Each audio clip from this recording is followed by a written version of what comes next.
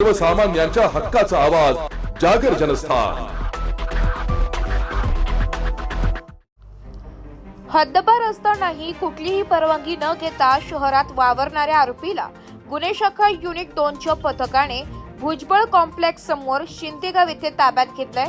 आज दिनांक 28 जुलै रोजी दुपारी 2 वाजता पोलिसांनी दिलेल्या माहितीनुसार गुन्हे शाखा युनिट 2 कडील सहाय्यक पोलीस उपनिरीक्षक बाळू शेळके व शंकर काळे यांना मिळालेल्या गोपनीय माहितीनुसार नाशिक रोड पोलीस ठाण्या हद्दीतील सराईत गुन्हेगार विशाल गायधणी राहणार शिंदेगाव याला परिमंडळ 2 यांच्या आदेशाने नाशिक शहर व ग्रामीण भागातून 1 वर्षांकरिता हद्दपार केलेले असतानाही घराच्या परिसरात फिरताना दिसून आला।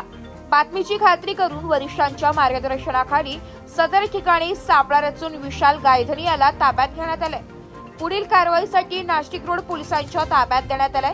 सदरची कामगिरी वरिष्ठांच्या मार्गदर्शनाखाली गुन्हे शाखा युनिट 2 चे सहाय्यक पोलीस निरीक्षक हेमंत तोडकर, पोलीस उपनिरीक्षक यशवंत बेंकुळी, सहाय्यक पोलीस उपनिरीक्षक शंकर काळे, बाळू शेळके, सुहास क्षीरसागर, पोलीस हवालदार मनोहर शिंदे, चंद्रकांत गवळी, प्रवीण वानखेडे, तेजस मते अशांनी यशस्वीरित्या राबवली आहे।